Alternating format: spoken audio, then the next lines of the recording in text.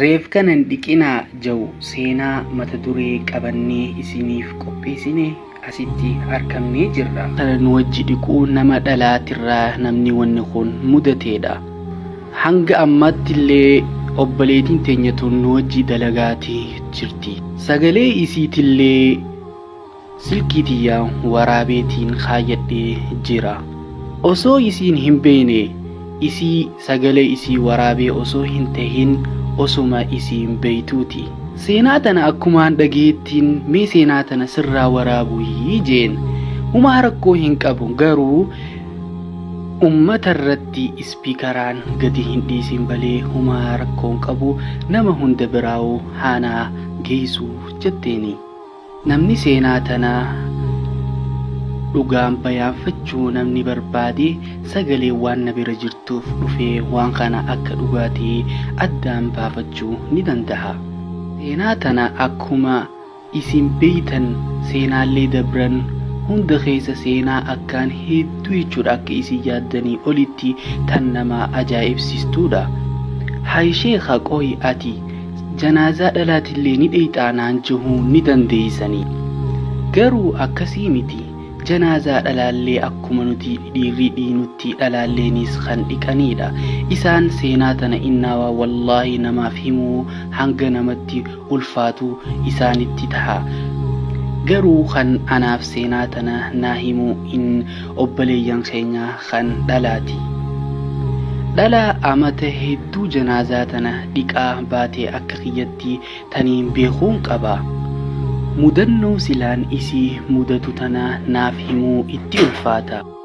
Nama du'e kana waan silaan qaanyeessitu seetee if sodaatti. Garuu shayni waanuma si mudate bichaa naaf himta, waan biraa naaf hin himtu. Kun humaa rakkoon qabu. Namni bal'aa hawaasni bal'aa islaamaa kan irraa gorfamu taha je'eeni. Kaniin akkanallee jeheeni isiin naaf himuu hunda ni sodaatti. Guyyaa takka obboleettiin teenya tan janaazaa dhiixuu dawwaltee na yaamte. Yaa sheekha dooktara nu yaami jetteeni gaafatteen. Maaliif jeetiin gaafadheeni jee maaltu si mudatee jeen. Yaa sheekh wanni na mudate waan jabaadha, humaa rakkoo hin qabu. Yaa sheekh dafiitii dooktara naaf ergii jetteen. Haa lakkii janaazaan nama takka garuu dhiquudhaan dadhabee humna kiyyaa ol natti hini jetteen shayni. Shayniinis maaliif akkamitti si dhibee jeheeni. Akka isiin duute waraqaa mana hakimaa qabda, akka isiin awwaalamtuuf waraqaas ni qabda. Duboo maali wanni si rakkisee jeheeni shayni keenyaas. Dhugaa sheekha obboleetii fi firri isaaniitiis ana cinaa jiranii jetteen. Gaariidha. Obboleetii teessa cinaa jirtutti hoggutakka silkii naa kannii jeen. Yaa ilmootiyya maaltu isin mudatee jee shayniinis gaafate. Yaa sheekh wallaahi waa'ee ummaatiyyaa akkana jeesii himuu hin danda'u. Dirqama dooktaraa akkaaniin ani sii fudhadhu barbaaddaahi jeen shayni. Yaa sheekh jiruurra osoon hin jiruu ani reefka kana dhiquu hin danda'u siin jiru jiraa bari yaa sheekhaa jetteen. Sagaleen tun ni jirti, sagalee waraabamtee na bira. Waan hundaafuu maaltu akka nu mudatee mee gama achiitiin isin dabarsa. Hojjettuun mana reefkaa keessa dhiixuu taarika kana akkanatti na taphachiiste. Obboleettiin teenya tun furdoodhaa miti, wasaasaarra kaayaniitii natti fidan. Anaa fi raddaatii tiyyaa obboleeyyan isii lama akkasuma ilmaan isii lama bakka duuteerraa karaa silaan bakka islaan isii itti dhiqan gizee fuunee ni fuuneenne gizee deemnu isii tana fuudhu dadhabne jaa shayni keenya. Hay nama jaan makiinaa galabbaxuu hin dandeeysaniin jeen. Akkasumaanillee janaazaa tana kaasuudha dadhabne jetteen. Akkaataa silaan reefka kana itti fuudhan wallaaltaniitii dhiiroo jeheen. Mormaa fi gama miilaa kanaa fi jidduu tanaan hiitanii fiinxaa fi fiinxa qabdanii janaazaa tana oliin fuutanii jeheetiin gaafadheen. Wallaahi yaa sheekha hoggaaniin baaldii itti dhiqan fuudhee irraa dhiquudhaaf itti achi dhaqu wallaahi harka kiyya gooteetuma na qabdee harka kiyya na jabeessite. Qaamni isii kabira takkalleen hin sossoo'u. Tanaafin dhiquu hin danda'u siin jaabar yaa sheekh. Doktara ni yaamne. Hoggaa doktara yaamnu doktartittiin dhayxee hoggaa waan kana qorattee ilaaltu namittiin tun zaa hanganaatti duute jirti jettee waan ammaayis du'a isii mirkaneessaa fiddee dhufte. Akka dogongoraas hin qabne akka isiin duute itti hime. Ati achi taayitii ijoolleen isii akkaataa silaan itti dhiqan obboleettiin guddoon bakka silaan reefkatti dhiqan achi dhiyaattee waan agarteen beekuu sodaattee rifattee ibduuba deebitee namittii silaan dhiitu bira teeyse. Namittiin silaan dhiitu miciyoo yaamteenii ummaan tee isii addunyaarra hoggaa jirtu san ummaan tee nama akkam turte? Saahiboonni isii nama akkam turan jetteen? Bakka akkam faadha ummaan tee deddeemtii jetteeni? Waan kana keessa ati maaltu si naqee jettii michiyoon lolteen? Akka ati nuu dhiituuf si yaamne balee akka ati nu qorattuufi miti. Kun sin ilaalchisu jetteen. Tasilaa dhiixu gizee akkana jetteenaa himtu. Janaazaan ummaateetii waan akkana taheef guyyaa qiyaamaa atiitu itti gaafatama je'eeni. Nuti sababaa waan kanaa baruufi balee mistira isii ala gabbaasuufi miti.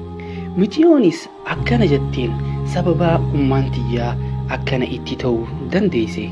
Ummaan tiyyaa amala tokko qabdi. Waree godhuu takkaammoo namiimaa namaa fi nama jidduu deemtu tana godhuu turte. Namiimaa jaalachuu keessa aruuza tokko irratti ni argamti.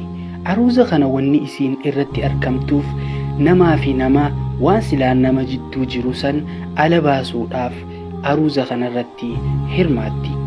Haliimaa fi Saalihaa bira deeyxeetii Haliimaadhaan akkana naan jettii bar Sa'adaan jettiin.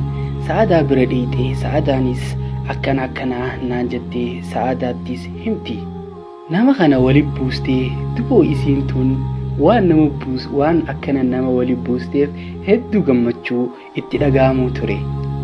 Xiqqarraa hanga guddatti mana keenya keessaa yaa ummaa teenya wanni ati godhu jirtu kun waan gaariidhaa miti. Yaa ummaa tiyya waan kanarraa if qusadhu jennee ummaa teenya tane hedduutti himaa turre. Isiniin hin ga'u wanni kun isinis hin ilaalchisu jettee nu deebisaa turte. Isii tana kararra deebisuudhaaf kaaseeta adda addaa dhageessuu turre. Sheeka adda addaatis itti dhiyaannee ummaan teenya akkanaa meenuu gorsii hadiisa takka waan silaan qalbii isii tana jiisuu nuuf itti himi jechuudhaan sheeka hanga manaa yaamanii itti himan. Wanni hundinuu akkanumatti itti laffa'uu balee faayidaa hin qabu ture. Obboleeyyan lamaan waliin buusuu hedduu yaalii gootee jirti. Akkasuma obboleeyyan keenya waliin buusuus hedduu yaalii gootee jirti. Akkasuma innaawaa waan biraa dhiisii nutii fi abbaa keenya walitti nu buusuu hundaa'uu nurratti dalagaa turte haati teenya. Sa'atii mucaa bar Khadijaadhaaf huccuu qarshii 200 bitee fi barii ati akkami qarshii 100 takkaa akkamitti sii bitaa jetteeni ijoollee lamaan xixiqqoo tana walitti mana keessaa buusuu turte. Ahmadiif makiinaa akkanaa bite. Ati yoo maaliif makiinaa tasanirra xiqqoo sii bitaa jetteeni waliin buusaa turte. Sababaa kanaan isaan hundi wal mari'atanii ganda kanaa deemuu qabnaa. Ganda kana keessatti hedduu xiqqaannee jirra jaanii irratti mari'atanii murteessan. Sanii hoggaa waan kana dhageessu rabbitti kafrumaahuu eegalte. Isin wanni ana kanaaf isin cinqu maali? Waan kanaaf namni itti gaafatamu anaami jetteen. Isin ana qorachuu deemtanii jettee ijoollee gaafatte. Sanii ati ummaa teenya akkamitti mee nuti si marammarra jaanii. Nuti si yaadachiisuuf balee waan biraatiif miti. Saniifuu anaa fi rabbiin dalagaatiyya anaaf isaa walii beekaa isin maaltu isin hin gee? Mee laalaa yaa akhii yaa ukhtii ميلا لامي قوف إسي أنا في ربي والقافتا إسي مالتو إسي تنكي والله أبلي ينخيا والله